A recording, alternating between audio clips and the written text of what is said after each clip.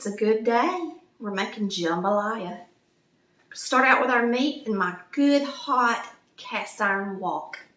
We've got bacon, chicken, smoked sausage, and of course we'll add shrimp, but I'm going to add it later because I don't want it to turn into rubber. We're going to add our bacon to our wok. Now I bought this bacon in pieces. When you buy bacon to cook with, you don't have to buy sliced bacon. You can buy bacon in pieces. And so at my grocery store, and most of the grocery stores have it, different brands, you can buy sliced bacon ends and pieces.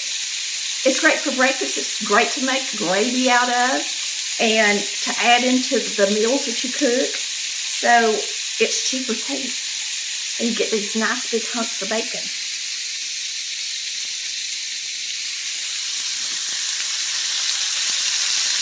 We're going to add our sausage in with the bacon.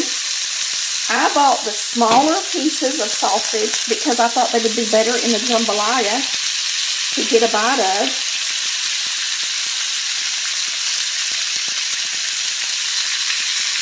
So we've got smoked sausage and bacon, and we're going to get it kind of brown. I got some bigger pieces on the end, so somebody's just going to get a surprise when they get their good cup of soup.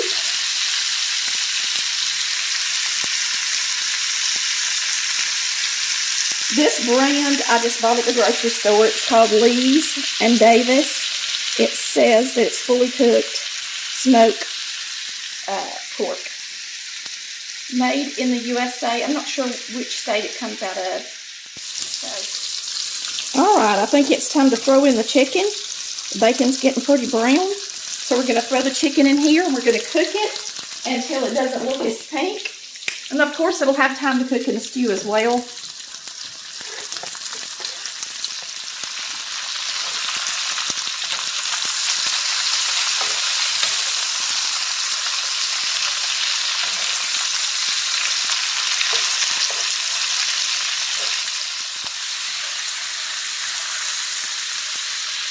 This has got everything in it, and it is going to be so delicious. If you've got a big family or a lot of people to feed, this is a great way to feed them. And they're going to be very satisfied because we're going to make some good old cornbread to go with it.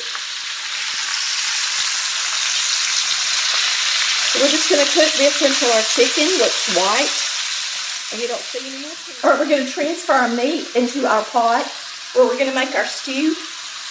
And we're going to use the grease from the bacon and sausage to saute our vegetables.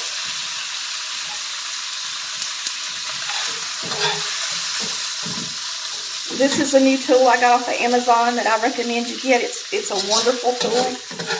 It's a strainer. It's nice and big. It has beautiful, it's all stainless steel, easy to take care of. It's made by Cuisinart, and I've had it on the website for a while, and I thought that it would be good for me to get a few things that I recommend for y'all, because they're things I would like to have as well, and I just love this already. I've already been using it a good bit. Alright, so now we've got our bacon grease, and sausage grease I'm sure as well. We're going to turn it up. And I'm going to start adding the vegetables.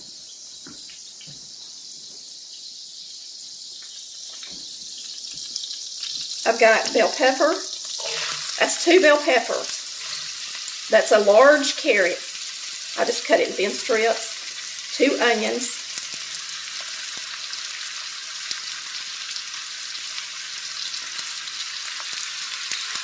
And while these are sauteing, we can add stuff to the stew pot as well. Alright, we've got okra, but it's going to go in last, and I cut it really thin. We've got some fresh parsley, it goes in towards the end. And then I've got some green onion and celery that I'm going to go ahead and add. I chopped a whole bunch of green onion, mostly the green part, and a couple of stalks of celery.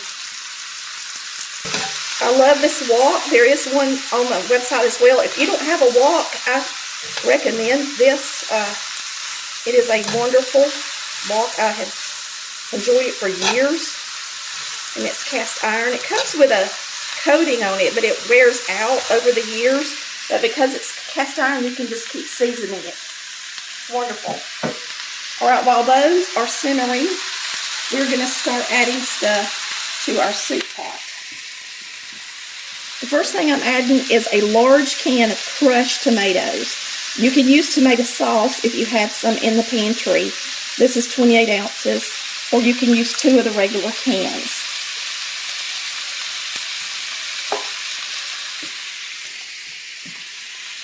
We're going to use a small can of tomato paste. Okay, it's a 6-ounce can of tomato paste. We're going to add this in.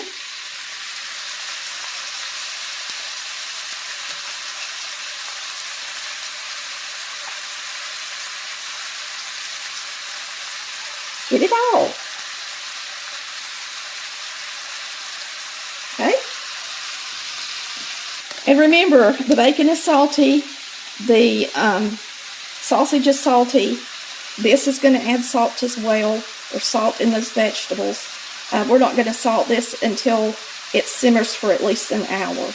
This is a tablespoon of chicken bouillon. That's equal to 3 teaspoons or 3 squares if you're using squares.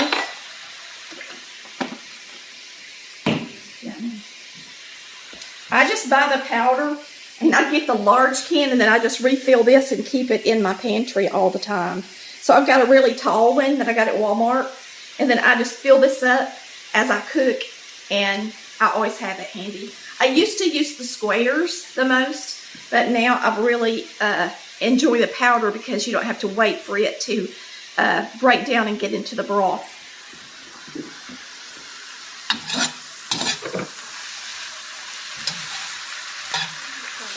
Okay. I don't have my pot turned on. We're just adding ingredients right now. We're going to add some oregano, about a teaspoon. We're going to add about a teaspoon of thyme.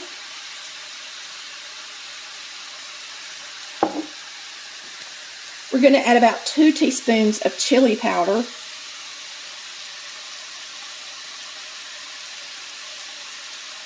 A little to grow on. We're going to add about a half a teaspoon of cayenne.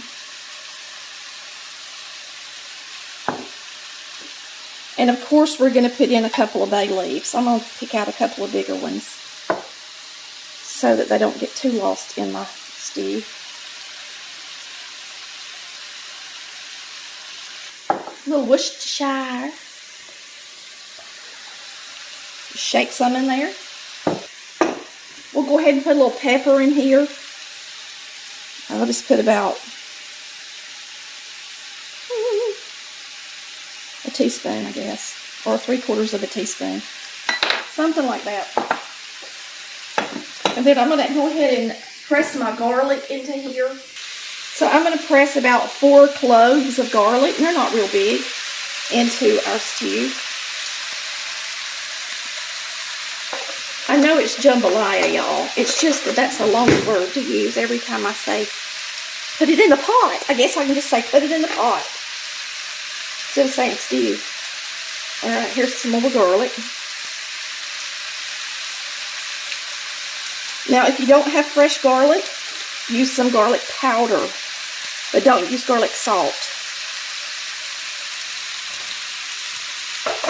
And I happen to have some fresh chicken broth because I boiled some chicken last week that's been in the refrigerator. Whenever you make your own broth, it's so much better. You can pour it up in a jar, and you can see that it has a really nice hard seal from the fat on the chicken. This would actually stay in the refrigerator as long as that's not punctured for up to 5 months. You can use it. That's a long time, y'all. So when you buy your chicken, buy it on the bone. This week at the grocery store, they had a weekend sale. They had T-bone steaks, $3.99 a pound, but they have the bone in. And they also had chicken breast on the bone. I believe they were $1.49 a pound, so it's It's great to buy them on sale and make up some broth. It's actually got a little frozen in our refrigerator in there. That refrigerator in there that keeps us really cold. That's where I keep all my meat products. So I keep it down low enough that it actually will freeze a little bit of liquid that goes in. There's a quart of chicken broth. And my chicken broth will have salt in it as well. In the video, that you can just do a search CVC chicken broth. And I'll show you how to boil a chicken and what to put in your stock to make a really good stock. This is really chicken stock, not broth. And the difference is that stock is made with the bones of the chicken or the meat. So it's a lot richer and thicker and more gelled. You can see that this is more gelled. And then broth is just made quick, boiling a chicken or a meat, and you're not letting it simmer in it for a long period of time. So it's more of a thin, clear looking liquid. All right, I say we add our vegetables and mix this sucker up. I'm gonna go ahead and turn it on, and we're gonna hop over here.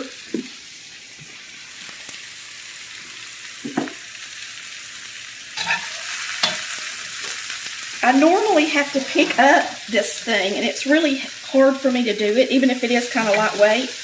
And so I already just love this tool. Look how easy it is to scoop this up and bring it over.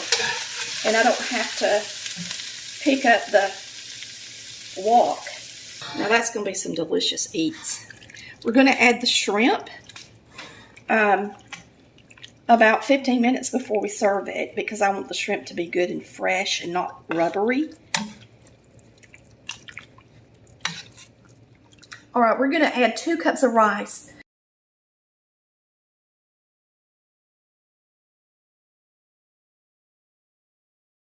So I'm going to put in the rice. There's 2 cups.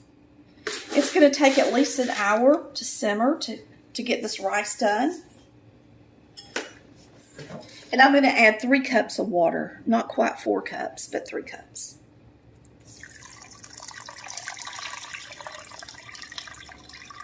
Put a lid on it, and we're going to let this simmer at a low temperature.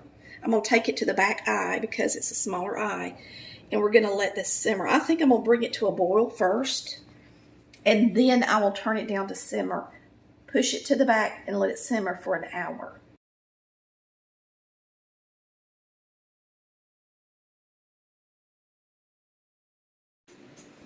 It's time to finish up this jambalaya.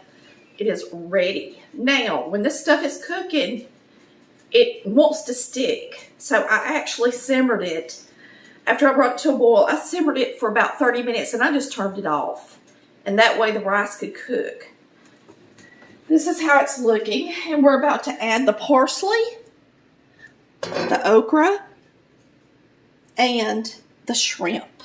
I took the shrimp out because it was frozen. I ran hot water over it, and then I broke the pieces of shrimp up. I just pulled them apart so that they wouldn't be whole shrimp. It's medium shrimp is what I got. And I hope we got everything in it you like. The only thing I didn't put in it's the hot sauce, because Chris will shake hot sauce on his on the plate. All right. This rice gets really done. So I'm going to get this in the oven to keep it hot, because right now we're not going to eat it, and if I keep it on the stovetop, it's going to burn, I'm afraid. There's our jambalaya. Let's get it in the oven. Let it stay hot, and I'm going to make some cornbread. Amy just wants bread, don't you? I think it would be good on toast. That's what I was thinking. If you don't have time to watch it because it will stick, you can always put it in a Dutch oven and cook it in the oven instead of cooking it on the stovetop too. So keep that in mind. All right, I put this in the oven to take a little bit of the juice out of it, and boy, has it. It's making a mess in my oven. But that's the great part of cooking. Using what you got. Jambalaya.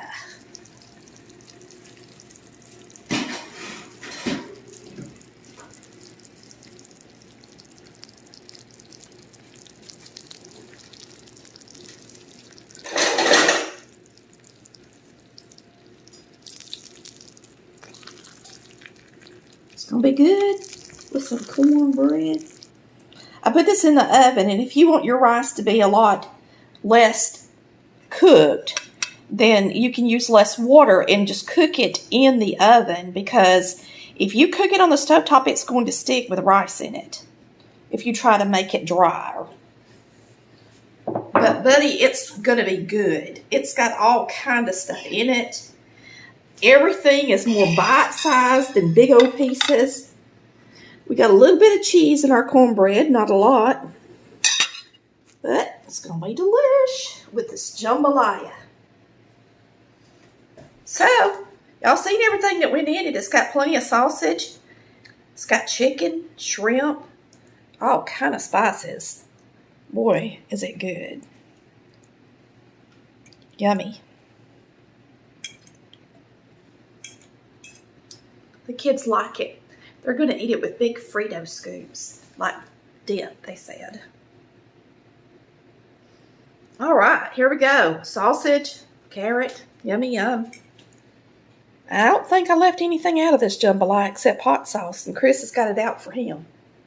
He got the one that says Louisiana's Pure Crystal. It's not something we normally eat, but we grabbed it. I don't know where I got it.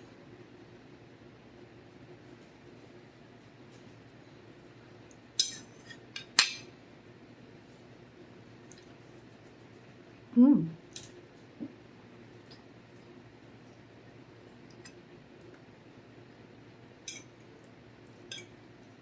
Now that's a comfort, warm food for a cold, chilly day. It's wet outside, and actually, I was just telling Chris I was getting cold. I had to put some socks on. This is perfect for tonight. Now we live in St. Mary's, Georgia, on the coast. We just moved down here, and it does have a connection to Cajun. Look at the end of the video if you're interested in seeing what we're talking about. Thanks for watching Collard Valley Cooks, where we cook like Mama did. Bye, y'all. Love ya.